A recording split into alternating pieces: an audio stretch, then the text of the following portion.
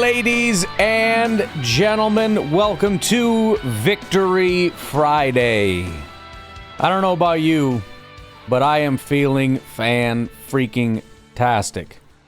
I am sucking down as much coffee as I possibly can, because after that game, I am exhausted. A lot of driving. We went out to family's house, and a lot of jumping up and down, and we were stressed out, so we were playing ping pong in between and whatnot, so I was working up a good sweat, and then we drive out to visit the father-in-law, a little hour-long detour or whatever, and I'm falling asleep in the car, so I've been slamming some coffee, trying to get back in the spirit, you know what I mean?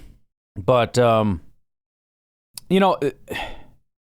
first of all, for whatever reason you're just waiting on pins and needles because you don't know what happened. This is your only pipeline to the Green Bay Packers. The Packers beat the Detroit Lions in Detroit. They have swept Detroit. They are undefeated in the division so far and beat them 31-24. I was 4 points off for both teams. I think I said 27-20 was my prediction, but close enough. But I think, the more I sit and kind of ponder on it, I've been completely disconnected from social media. I'm sure there's all kinds of fun little narratives and interesting subplots and storylines and everything else going on. But just thinking in my own little world, the only thing that came to mind, I think, was pride. Because, make no mistake, it wasn't a perfect game. I don't know that anybody in this game was perfect, Jordan included. There were some ugly throws in that game. Christian, who is basically perfect, had some mistakes in that game. Some of them were because he was being absolutely freaking mugged the entire game. The refs were just appalling. But what I really love about it, and this is what I kind of talked about last week, the question of why do you pay Jordan if he's not going to throw it? Why do you pay? Why do you pay? Why do you pay? At the end of the day, when you look at it, it's about when we need a play, who's the guy that can do it? You pay a guy because when the game is on the line, you need a play, you need a guy to turn to. And we had that guy again in Micah Parsons, who had another fantastic day, who came in and was just a game wrecker, especially down the stretch. Granted, one of them got wiped out because of Keyshawn, because the refs decided, I think I do want to throw flags now. Can basically drop kick Christian Watson as he's running down the field. But if you touch somebody that is a Lion, I get it. But when the game's on the line and you need people to step up, they stepped up. Again, Jordan and Wicks and different guys, there were mistakes, there were drops, there were errant throws, there were all these things. Game on the line, fourth down, pressure right in Jordan's face. What does he do? He throws a freaking dot. Dontavian Wicks gets his shoe stepped on. He literally leaping out of his shoes. Contested catch, game on the line, he comes down with it. Granted, Wicks is not a, $50 million man or anything, but that really was the difference. And again, it wasn't a perfect game, but you don't necessarily expect it to be. It's a slugfest. This is a playoff game. And everything I said was true. Everything about, I don't think it was from a sort of negative or pessimistic Packer fan standpoint to say, the Packers are underdogs and they should be. The Lions they're not a joke. They're not what they were last year, but they're not a joke.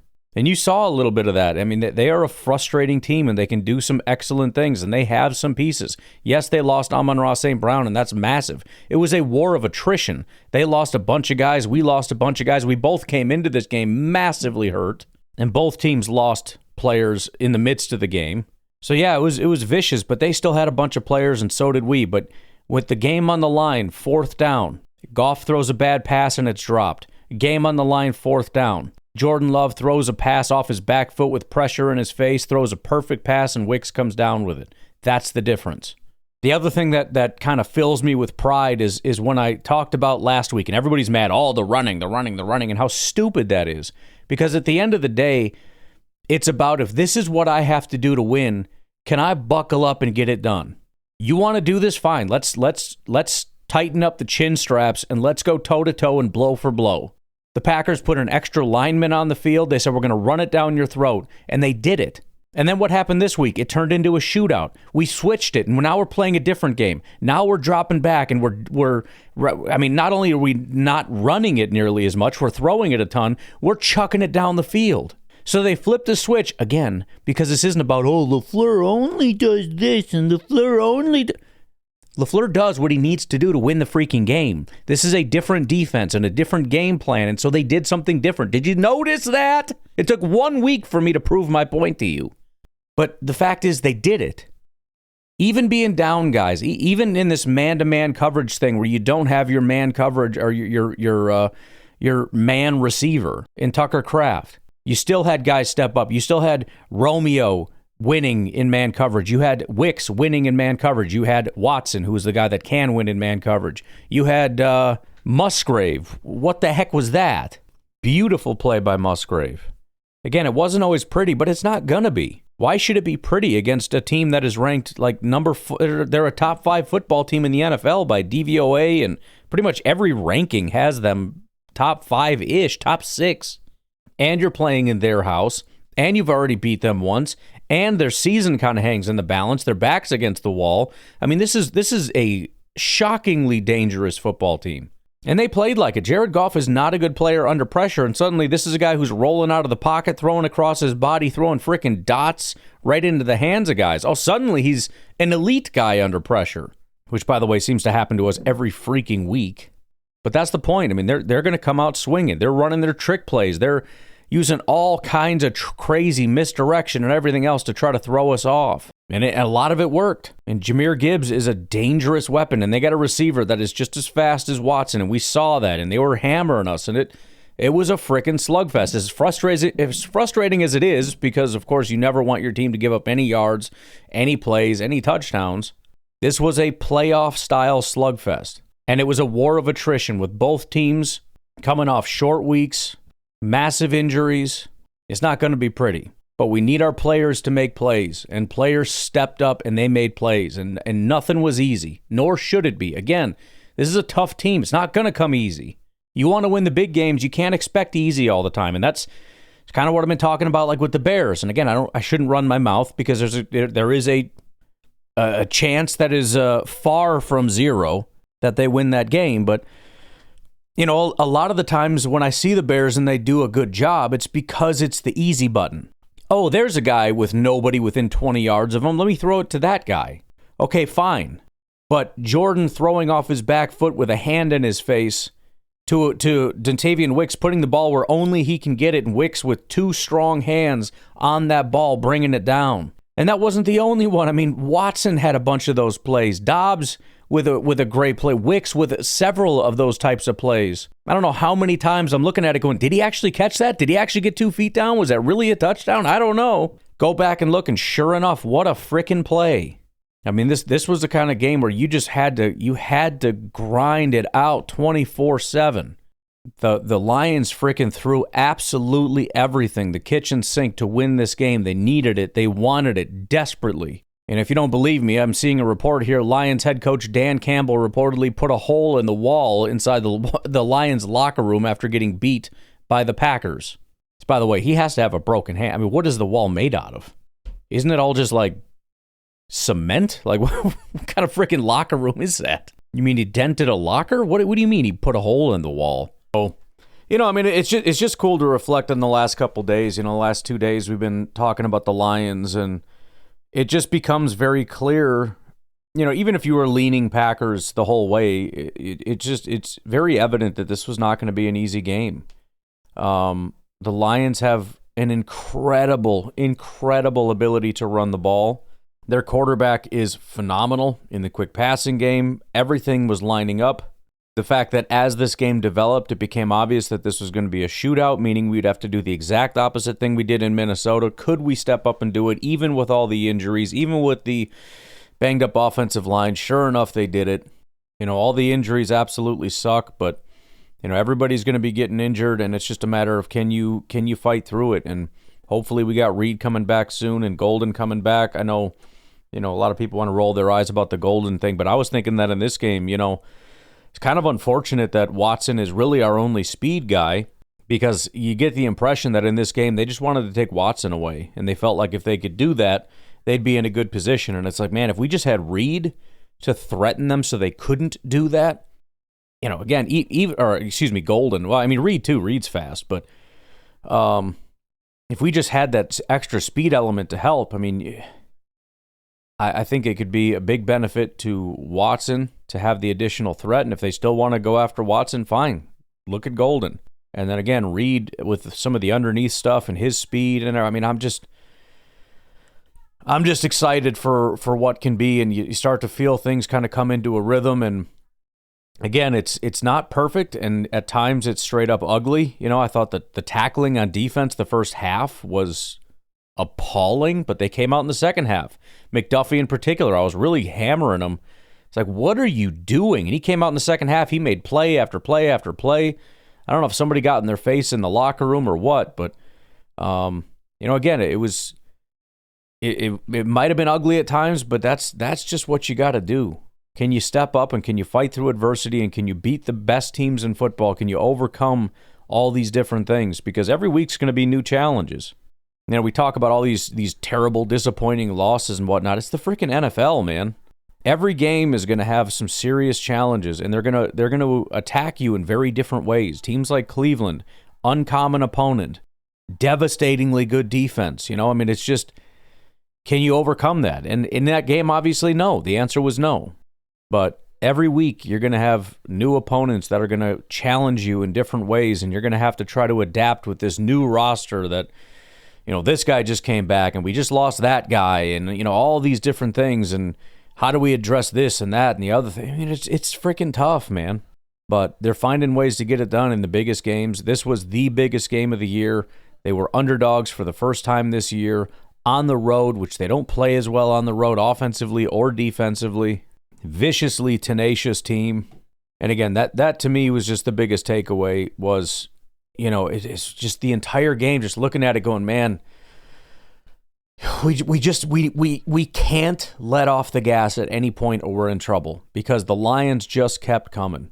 They just kept, here's a play from the defense and the offense drives down and scores again. And it's like, man, I don't know if our offense can keep this up. I don't know if our defense can make a play. And it was always just enough. At the end of the day, our defense made more plays than their defense and our offense made more plays than their offense. And that's why we ended up winning that game. So, proud of the guys, proud of guys like Belton for stepping up, proud of the guys that had to come in. McDuffie had to play a bigger role. Tyron Hopper had to come in and play a role. Regardless of what their PFF grades are going to be, there's still some level of pride for them to come in and be a part of this team effort that got the job done. So, this is how it goes, man. This is going to be it for the rest of the year. Every game from here on out is going to feel like a playoff game. And they just got to keep doing this. Just keep showing up and keep rising to the occasion. Again, next week is a new challenge. We always look at things in such a linear fashion. Lions are up here, Bears are down here. Therefore, we should beat the Bears. And if we don't, it's a disappointment. Bears are not just worse. I mean, yeah, overall, certainly you could, if you had to put everything in a straight line, yes, they would be worse. But they're different. That's the biggest thing. That they're just different. They're not the Lions, like in any way whatsoever. They have a incredibly, granted, there's going to be some overlap in terms of the offensive scheme, but incredibly different quarterback and wide receivers and offensive line and running backs. And even offensive scheme, because you got a guy that's kind of tailoring to the offense that they have. And it's also an extremely different defense and a different environment. And you're going to have to play a different style of football. You're going to have to come up with a new and different game plan to be able to beat this team and their specific tendencies. And you got to be able to come up with that plan. And then you're going to have to be able to execute that plan. No matter what, that's what it comes down to. Can you come up with a plan and can you execute that plan? Doesn't matter if they happen to be worse. It's just a matter of the only thing worse does is it means you have to be, there's less need for you to be perfect because they'll probably make some more mistakes to give you a little bit of leeway. But ultimately, you can't make too many. You have to execute the plan, and it better be a good plan or you're going to lose, and that's it. And again, at least for the last 2 weeks, man, we've seen Matt LaFleur come out and say, look, this is not how we normally play football, but due to circumstances, the quarterback, the offensive line, their defense, whatever, we're going to hammer this very different game plan. And the guys come out and they frickin' execute. And then the next week, radically different offense. Everything's different. The offense, the defense, we're changing everything. It's a tear down and rebuild on a short week to try to get the job done, and they showed up and they got it done. And again, it wasn't perfect on either side of the ball and for anybody, but the boys rose to the occasion. They won a massive game. And again, for me, that is the theme of the day, is pride. Just very, very proud of what the guys have been able to do, because that was not supposed to happen. It was just not. I mean, the amount that they had to overcome. I mean, this was the Lions' game to lose. And again, they had this was a scared animal with their back to the wall. Very, very dangerous. And, again, Dan Campbell, like, they don't lose these games. You don't lose twice in a row to opponent. They don't lose, after you didn't cover the spread the week before, and just all these different things working against the Packers. And it's like, oh, man. And even, when you look at my DVOA score prediction, it had the Lions winning by, 7 or 8 points? And you can say, well, yeah, your model thing is stupid. Well, here's essentially what it means. I'll tell you exactly what it means. It means the Packers played better than what they have been all year, essentially. They had to play up. They couldn't play like their average self or they would have lost. They had to play better. They had to step up and rise to this occasion, and they did. Again, there's always those moments, and that's going to be the key difference for any team. In those key critical moments, can you turn to those big contracts and say, I need to play? And again, for the last couple weeks, we've had those guys, and really it's come down to, Micah for sure, but Jordan has stepped up, and then we've had the receivers. Watson has been critical, but also in this game in particular, Wicks played a big role in that. Oh, there goes Derrick Henry. Can't stop that man. But anyway, I'm saying the same thing over and over again, but I'm just so happy. I'm so happy. Because again, this was so huge. If we lose this game, the gap between where we sit today and where we would be right now if the Lions pulled off a win, as they should have, is massive. Not to mention the fact that in doing that, the amount of damage we've done to a rival in Detroit. And also, let's not forget that the NFC North is ours. This is ours. And we've ceded it to other teams. We've ceded it to Detroit as though we're just going to be, just lay down and take it. Like, well, I guess Detroit's the kings now. And hopefully, after this era in 5, 6, 7, 8 years, then maybe we can get it back. How about screw you? How about that? How about screw you? This is our division. Just a thought. All right.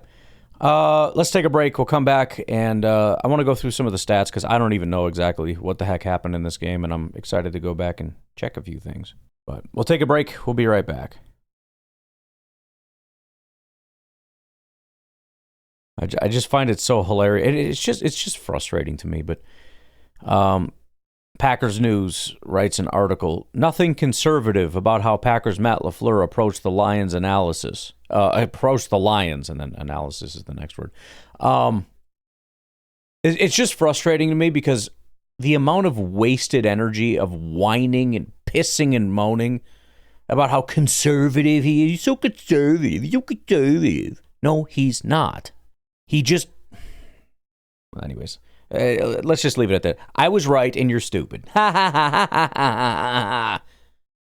Frickin' ruined Victory Monday with all your pissing and moaning. So yes, I'm going to call you stupid, okay? Stop doing that.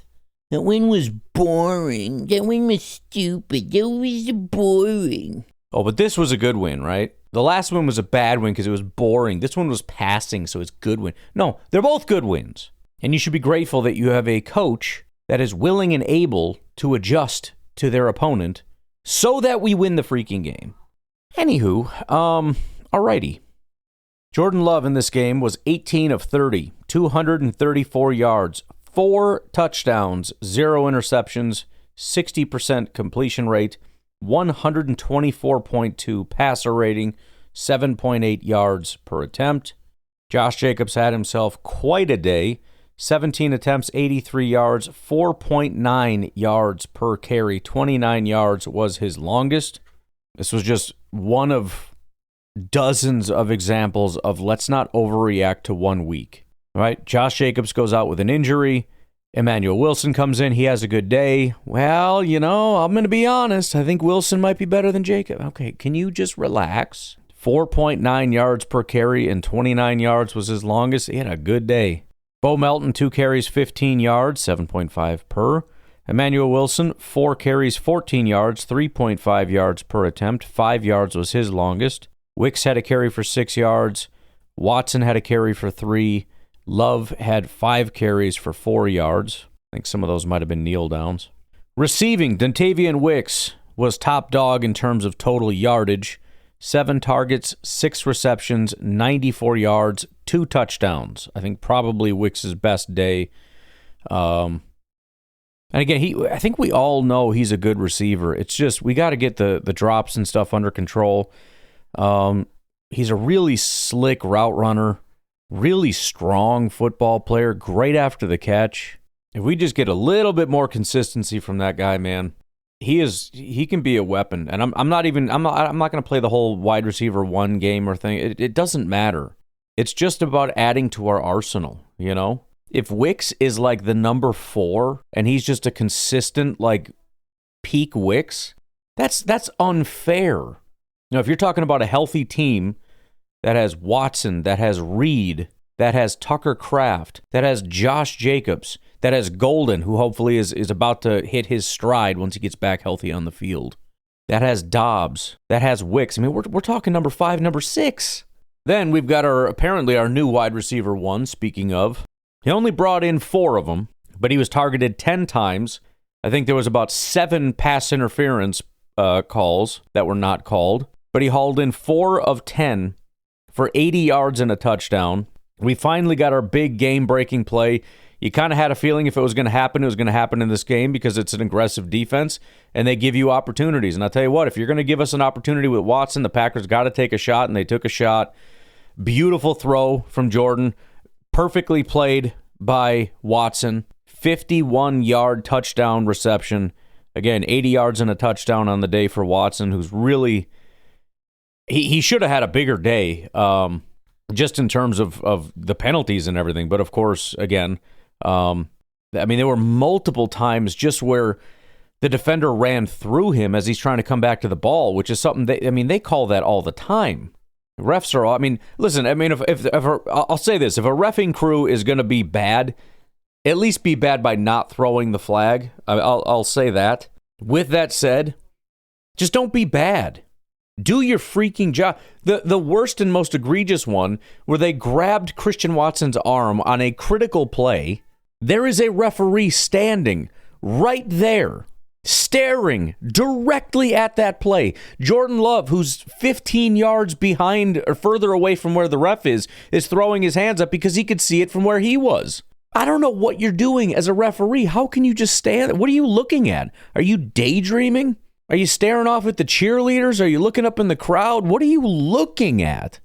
I don't know. But Watson got mugged all day. I think he had maybe 1 or 2 legit drops. So it wasn't all on everybody else, but yeah, he was just getting freaking mugged. And if it wasn't for that, if they were actually calling it, we could have just chucked it to Watson all day and just moved the ball down the field. Musgrave was the 3rd in yards with his 1 reception. Again, a very not Musgrave kind of a play. Granted, he didn't have to stay on his feet or anything. He just dove for it. But man, just cooked a guy in man coverage. But, Jordan put the ball out and away, and he had to dive for it. And I was freaking impressed. That was a great play by Musgrave. Just lays out and makes the play. Romeo Doubs, 4 targets, 4 receptions for 20 yards and a touchdown. It was funny because I absolutely called that. I didn't know if it was going to be a fade to Watson or an out to Doubs or how that was going to work exactly. But you saw those guys out there and you're like, they're throwing it corner of the end zone or something right here. And sure enough, they did. But it just, even though I'm sure the defense kind of saw it coming, you got to stop it. That's first and foremost, and they couldn't. After that, Chris Brooks, 2 targets, 2 receptions, 9 yards. Josh Jacobs, 1 reception for 8 yards. Fitzpatrick, Melton, Wiley, and Heath all had 1 target. None of them had a reception. On the defensive side, McDuffie was our tackle leader. 7 tackles, 5 assists. Keyshawn Nixon also with 7 tackles. Didn't have any interceptions, didn't have any forced fumbles. As for tackle for a loss, Wyatt had 1, Keyshawn had 1, McDuffie had 2, and Micah Parsons with 3. As far as the sacks go, we got a half a sack from Inigbare and 2.5 sacks from Mr. Micah Parsons. And I think on that final sack, Jerry Jones got on the phone and called Brian Gutekunst and said, "Boy, you owe me a pick, dog. Like, I'm sorry, you got to throw in another third or something. This is getting crazy." All right, let's just take our final break here. I want to go through some of these fun little stats here from NFL Pro. I've been forgetting to do that recently, but I thought about it with the whole fun little stat for Micah Parsons. We'll see if that's on here or not. But we'll take a break. Be right back. All right. A couple fun little stats. Jordan Love completed 18 of 30 passes for 234 yards and 4 touchdowns against the Lions on Thanksgiving, with 15 of his completions for 183 yards, and all 4 touchdowns coming from a clean pocket. Well done, offensive line. Again, he was under pressure a decent amount, but, got the job done, obviously. Love targeted receivers aligned wide on 53.3% of his attempts, tied for the 4th highest mark of his career, completing 10 of 16 for 139 and 3 of his 4 scores. He totaled 126 of his 234 passing yards on just 6 attempts beyond 20 air yards, completing 4 of his 6 such passes for 2 touchdowns. And again, remember last week, I think there was 1 attempt. Each team had 1 attempt beyond 20 yards, and neither of them were completed. Not a single pass. This game, he's launching it 6 times down the field, completes 4 of them, including 2 tuds. Very different game, but guess what? Doesn't matter. You want to line up and play big boy football and smash mouth football? All right, we'll do that. You want to spread them out and play shootout football? I got you. Micah Parsons. Get excited every time I say his name. Generated 10 pressures and 2.5 sacks on 26 pass rushes for 38.5% pressure rate. His highest in a game since 2021, his rookie season. That pride thing is just bubbling up, man.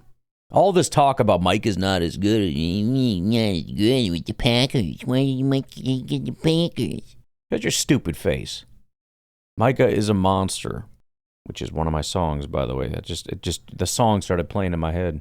Micah is a monster, dominating every play. We got like 3 Micah Parsons songs. They're all good. He also tied his career high with 3 run stuffs at or behind the line of scrimmage. Parsons leads the NFL with 70 pressures entering the rest of the Thanksgiving slate. He has generated at least 10 pressures in a game twice this season, while the rest of the league has combined for just 3 such games. What? Let me read that again. He has generated at least 10 pressures in a game twice this season. The rest of the league has combined for just 3. In other words, 5 times this year, anybody in the NFL has 10 total pressures in a game. 2 of them are Micah Parsons. He has almost 50%. Parsons generated 4 pressures and 1.5 sacks on just 6 pass rushes on 3rd downs, while also dropping into coverage on a play that allows his teammates to generate unblocked pressure. He did drop into coverage a lot. And by the way, as much as I hate that, he looks really good. I mean, first of all, remember, he started off as an inside linebacker, so he can do that. He's also so freaking fast. When he drops into coverage, that dude covers so much space. And I remember it was funny because the first time I saw him do that, I thought, oh, freaking frack, dude. And I'm watching as he drops into coverage, thinking, oh, great, now we're screwed. And before I even get my eyes back to the line of scrimmage, Enigbare's blowing up the play. Well, all right, I guess that worked. Never mind. Christian Watson, who is 6'4", hauled in 3 of his 6 targets against Amik Robertson, who is 5'9", for 72 yards and a touchdown in his Week 13 game against the Lions.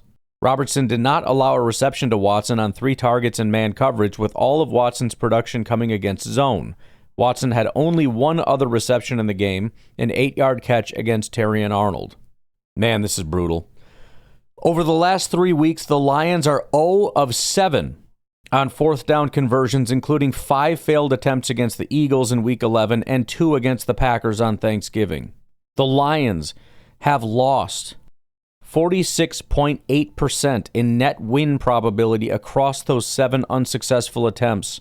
On the season, the Lions have converted 52% on their fourth down attempts, the lowest mark under Dan Campbell since his first season as head coach. And that was at 51.2, basically the same number. But it's devastating because that's like their whole identity. This big, tough, aggressive. By the way, I thought it was stupid. And I said this, and many people said this last year. He is aggressive to a fault. Sometimes you're just stupid. I mean, at one point, if I'm not mistaken, we were up 10. They had a fourth down within a chip shot field goal range, and they decided to go for it on fourth. I think it was the one with the dropped pass. Bro, kick the field goal. Why would you not kick the field goal? That doesn't make any sense. You need 2 scores, take the 3. Nope, they had to be aggressive. It's Dan Campbell. You got to go for it. You know, again, as much bull crap as Matt LaFleur gets put through, while everybody else is given a pass, especially guys like Dan Campbell who are seen as these super geniuses. Look, I think Dan Campbell has been a good coach. He's done a good job of building culture. But I think this big, aggressive, macho, tough guy stuff is kind of getting to the point of being stupid. And they are now 0 of 7 on their last 7 fourth down attempts. Just crazy. Jordan Love has not crossed the 230-yard mark since Week 9 when facing the Panthers. In that time, Weeks 10 through 12, he averaged just 163 passing yards on 27 attempts, down from 258.9 and 31.3 attempts per game in Weeks 1 through 9. Love faces a Lions defense that gave up 395 passing yards to the Giants in Week 12. Yeah, I don't know. The air it out passing thing has not been dominant, but again, it's as much as everybody wants, myself included, obviously, as much as everybody wants a 300-yard passing game, we got to win the game, and we're finding ways to win. And the dude threw 4 touchdown passes. So it's not like we're not moving the ball through the air. It just, for whatever reason, either the run game or whatever, it hasn't needed to be that to win. I mean, we scored over 30 points. How you do that with limited passing yards, I don't know. But I guess at the same time, who cares? All right, let's flip over to PFF real quick, go through some of the stuff that they found. Let's see. I saw somebody had posted, I won't go through all of them because we don't need to go through every single individual team stat or whatever, but if you look at time of possession, total yards, like all these different stats, it was like identical, nearly identical. The biggest difference, though, being the efficiency things, the fourth down conversions, etc. That was the big difference. And so I'm looking at it, total offensive plays, 61 to 60, total net yards, 361, 341. Yards per play, 5.9, 5.7. Just very, very similar down to the wire. But those clutch moments, who's going to make a play? We did, they didn't. End of story. That said, average EPA per play, Lions 0.03, Packers 0.3. Massive difference. Points per drive, what it's all about, Packers 3.1, Lions 2.7. Both teams 100% inside of the red zone. It's just, man, just 2 good teams absolutely going at it. Both teams 10 red zone plays, 2 red zone touchdowns. Like, it was just neck and neck, but the Packers, again, just when it mattered.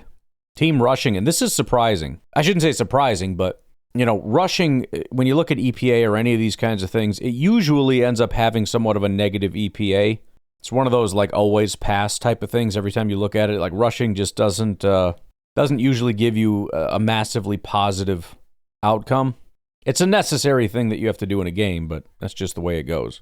The Packers had a .02 EPA on rush plays, which again is not bad. It was 80th percentile, quite good. The Lions, even with a couple of those plays, especially on 2nd and frickin' 15 or whatever, despite those couple plays where they kind of broke a few yards, their EPA per rush was negative .14, 45th percentile. It was terrible. And look at this. Both teams, exactly 29 rushing plays. Both teams, exactly 119 net rushing yards. Average net yards per rush, both teams exactly 4.1. The difference, take a wild guess which team had more yards before contact and which one had more yards after contact. Before contact, Packers 1.1, which, by the way, round of applause for the Packers for giving your guys a 1-yard cushion. That's better than usual. Lions 1.8, nearly 2 yards before contact. After contact, though, Lions 2.3, Packers 2.8. Explosive runs of 10 plus, the Lions had 5, Packers had 3. Then when you look at passing, EPA, Lions plus 0.2, which is 68th percentile. Packers, holy baloney, 0.58 EPA per pass. That is 97th percentile. My goodness. Adjusted completion rate, Packers 69%, which is relatively low. Lions 88%. Again, of course, you get the quarterback that is just on fire, doesn't miss anything all day. Both teams with 2 drops credited. That feels right. Because, again, I think some of those drops were just completely interfered with nonsense. Average depth of target, and this just feels right. The Lions, who are trying to do a little bit more dink and dunk at 6.8. The Packers, who are taking advantage of a blitzing man coverage team, average depth of target 11.8 yards.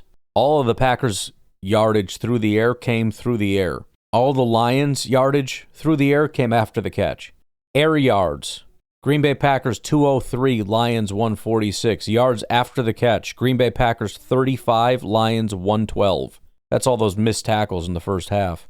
Explosive passes, 15-plus yards. Packers 7, Lions 8. Yards on explosive passes. Green Bay Packers 177, Lions 187. What a frickin' slugfest, man. Deep completions, Lions 1, Packers 4. Deep attempts, Lions 1. They only tried once to push the ball down the field. Packers 7 times. Yards on deep completions, Lions 23, Packers 126. Here's a fun stat. Lions allowed 13 pressures on the day, which is unfortunate when the NFL is telling you that Parsons had 10. Hopefully PFF has a different number. Green Bay Packers, 18 pressures allowed. However, sacks, 0 for Green Bay, 4 for Detroit. If you look at hits, 1 on Jordan, 3 on Goff. Then hurries, 5 for Goff, 15 hurries for Love. Oh, baby. Oh, baby, baby, baby, baby, baby, baby, baby. Okay. I'm sorry. I get carried away. Looking at the initial PFF grades, subject to change. I've only seen one person's face so far. I will remind you they do 5 offense, 5 defense, and it's not split by team, right? So it's maybe 1 through 5 or 0 of your teammates might be on these lists.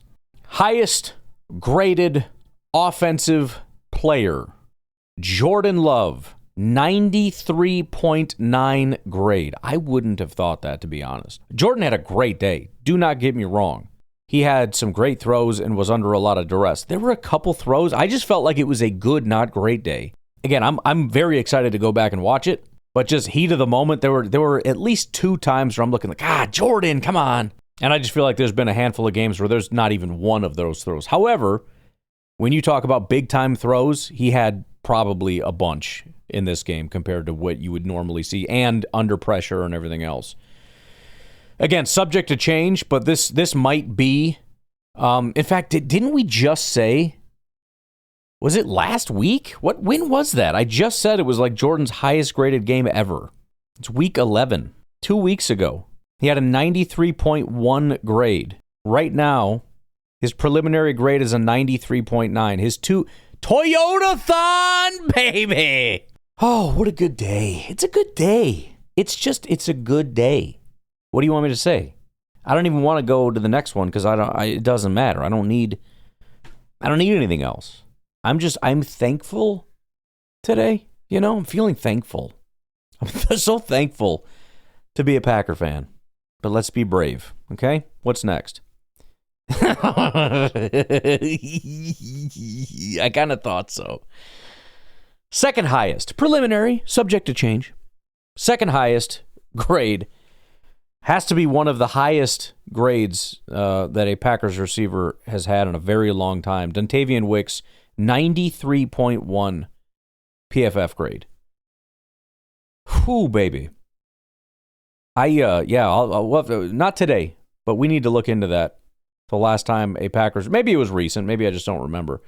93.1, though, is freaking wild. That is wild. After that, Jamison Williams, 91.2. That makes sense. The dude was freaking dominant. I feel like they ran the same route every single time. Just had him screaming across the field with Keyshawn Nixon trying to trail him, which is never going to work. But, all right, fine, fair enough. And then, number 4. So, 3 out of the 4 are Packers so far. Number 4, love to see it. We'll have to see the breakdown of pass and run. But Zach Tom, 81.1. You know what I mean? We need our boy back. I feel like this is especially considering who he's going up against. We'll see if Mr. Aiden Hutchinson ends up with a 90-something grade on defense when we get there. But considering his matchup, an 81.1, love to see it. And then stupid Penei Sewell, who smells like garbage. I don't know. I couldn't think of anything else to say. All right, defense. Highest graded player, I'm guessing you could guess. Micah Parsons, 87.4 PFF grade, baby. After that, the man who I spent the entire first half screaming at, in the second half really doing the whole Dumb and Dumber, totally redeemed himself. Isaiah McDuffie with an 80.1 grade. Then you got stupid Brian Branch, who likes to hit people's knees, and Derek Barnes, who's an idiot. And then, number 5, another linebacker, Edgerrin Cooper, with a 70.9. What a good... You know, we've had weeks where it's like, there's just not that many high-graded... Two teams with a bunch of high grades. You had 3 guys in the 90s, 2 of them 93, Jordan almost 94, in Jordan Love and Dontavian Wicks. And then you got the 80s, and then you go over here, just some really highly graded players. It's a good game between 2 good teams, but the Packers are better. Better quarterback, better receiver. Dontavian Wicks outplayed Jamison. You got Zach Tom outplayed Penei Sewell. You got Micah Parsons outplayed Aiden Hutchinson. It's just the way it goes. What a good day. Let's do game balls real quick, and then we'll get out of here. By the way, tomorrow we'll talk. I know there's some big news with Devontae Wyatt and everything, but like I said, I want to have some time to round up all the information, get all the extra data that's going on out there, the press conference stuff. I want to save that for tomorrow. Suffice it to say, as you would expect, doesn't appear to be good news. But again, I want to wait and make sure that I have all the correct information, and we'll do that tomorrow. Today's just good, happy vibes. All right, game balls. I have unlimited game balls, by the way, so you just don't need to worry about it. Again, this is not in any real particular order other than top to bottom on the depth chart that I'm looking at. With that said, Christian Watson game ball. I think he again established himself as more than just a speed guy. He's looking real good on his routes, real strong hands. There might have been a drop in there, but a lot of it was PI. Even still, he comes through in the clutch and shows us that game-breaking speed that we needed in this man-to-man coverage game. If you're going to play this aggressive style of defense, and we've been hearing they're very susceptible to the big play, then we need that Jordan Love to Christian Watson connection, and we got it.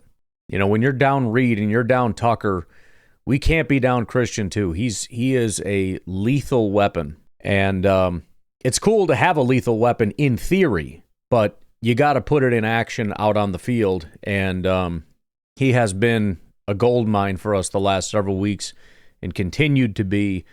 Watson game ball. Next game ball, pretty self-explanatory. I think the PFF grade speaks for itself. Mr. Dontavian Wicks, some clutch, beautiful hands. I'm seeing the internet absolutely exploding about how the Packers cheated because he didn't catch a touchdown. That was, listen, I didn't think he got it at first, But once you see that he caught it and had a foot down, oh, there it is. Now I see it. Never mind. The only other question is, oh, shoot, did the ball move or anything? Ball never moved, ever. Oh, every angle you can tell. Everybody's having a fit. It is plainly obvious. If you want to talk about, oh, Matt LaFleur didn't get the timeout and that, fine, I don't give a crap. Do you know how many pass interference calls? Do you know how many times Micah Parsons and everybody else was held? The Lions had a ton of calls that didn't go their way because we had one time where our coach got away with something. I don't give a damn. Go cry to your frickin' mommy. Go paint your nails and cry to mommy like Caleb Williams does, okay? I don't want to hear it. Dontavian Wicks with a beautiful catch, and not only was it a beautiful catch, not only did he have 2 feet down, which he very obviously did, but he did not bobble the ball, despite the fact that the frickin' Lion safety, doing what he's trained to do, dove right at his frickin' knee and buckled his leg. Dontavian Wicks' leg buckled, and that ball didn't flinch. He still got 2 feet down, still held onto the ball, and still got us a touchdown in a critical situation. Absolutely freaking beautiful. And ballsy from Jordan Love, too. You need a handful of yards to convert a 4th down, and you launch up a ball, a 50-50 ball to Dontavian Wicks. Just a beautiful throw and all that trust on that guy. And Wicks comes through and gets it done. And not only does he convert that, but he converts the other 4th down to seal the game. Yeah, dude. Yeah. I'll tell you what, you get 2 game balls, 1 for each of those, because each of those is very easily deserving of its own game ball. Once again, I can't give out game balls to the offensive line because I don't know who did what, but I'm going to go ahead and give one to Zach Tom based on his PFF grade and the fact that he was primarily going up against Aiden Hutchinson. That man deserves a game ball. Oh, you know what? One more. At least a half a game ball. Rasheed Walker jumping on that fumble from Romeo Doubs. That was a very key play. Jordan Love, I don't know. I don't know what to say that hasn't been said.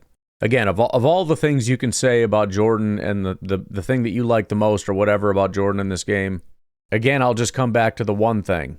For all the ups and downs, for all the things you might like or dislike or whatever the case may be, what Jordan is doing now, the thing that we need the most now, is a guy that can make the play when the game is on the line, and Jordan did that. And kudos to Matt LaFleur, because that was risky play calling. I mean, in my mind, I'm looking at it going, first of all, on 3rd down, run the ball. You're not going to get a first down on that, but you rip 40 seconds off the clock, you put it at 120. If you want to go for it on 4th, again, you still can, having attempted to get a first down and ripping 40 seconds off the clock. But no, he put it in Jordan's hands, said, go win us this game. And then on 4th down, he did it again. Put the ball in Jordan's hand, gave him 2 attempts to close out this game. And Jordan came through on 4th down with pressure in his face. And he closed out the game. Probably not what I would have done. But I as I'm watching it, I still appreciate it. And I say, you know what? I get it. There's also still some level of trust in your defense to say, even if we don't convert this, we just got to keep him out of the end zone for a minute, a minute and a half.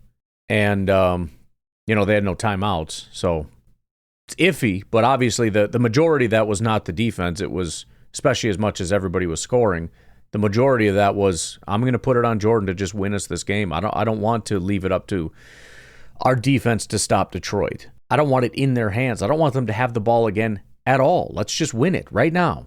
And again, he gave the ball to Jordan twice, which is a high-risk thing to do when you could run the ball and rip 40 seconds off with 2 minutes left. I think there's a lot of people, possibly myself included, that would have run the ball once, and if you don't get it, you punt. I think in that spot, I run the ball once. You hope you get it and close out the game. If you don't, you punt it. You figure there's, a minute 15? They got to drive all the way down the field against our defense. That's probably the way I play it. That's not what they did. Jordan Love earning the contract, making a play when a play is needed. Heck yes, game ball. Jacobs had a good day. We'll probably hold off on the game ball. I appreciate Jacobs, but, just under game ball worthy. Yards per carry was great. I thought he had a good day, but you got to at least get a touchdown or crack 100 yards, I think. Along the defensive line, there were a couple guys that caught my eye a few different times, but again, nothing stood out enough for me. I am encouraged by the amount that I'm seeing Warren Brinson now. I'm starting to wonder if they're really kind of pushing in that direction. I know I saw him make a play And I saw him out on the field a few times. I don't know what his exact number was. Might not have been that much, but it excites me in thinking that maybe they're seeing something in the guy and they want to give him more opportunities. Also saw Mr. Baron Sorrell out there a couple times. I saw him the one time I identified him. He had a pretty good little pass rush there. Almost got to the quarterback on that play. So nothing game ball worthy there, but a couple guys that I want to keep my eye on for sure. Obviously, though, Micah Parsons game ball.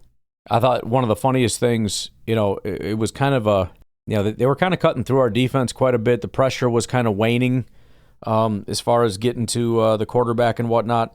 And I saw they pulled Micah Parsons. And, of course, anytime you see Micah on the sideline, it's like, oh, come on. He went out for like one play, comes in, immediately gets a sack, and then follows it up with just a bunch of pressures. It's like, man, you give that guy one play off and he just like fully recharges his battery. He's got like a supercharger. He just goes on the sideline, sucks some oxygen real quick, and comes back in like it's the first quarter all over again. Like, is he that much of a super freak? This is the funniest thing ever. He goes out for a play, comes back in, and it's like sack, pressure. Like, what? That's the craziest thing ever. Dude just needed a play, and he probably had to be forced off the field. Like, bro, the analytics are saying you're dragging a little bit here. Why don't you take a play off? Gets back out there and is just ready to go. I think final game ball. There's a couple others that I mean, special teams was, solid. I don't know if it's game ball worthy, but punting, kicking was great. But this guy just shows up every week. I don't care if he gets a 20 PFF grade. I just appreciate this freaking guy every week. Coming down, making plays over and over.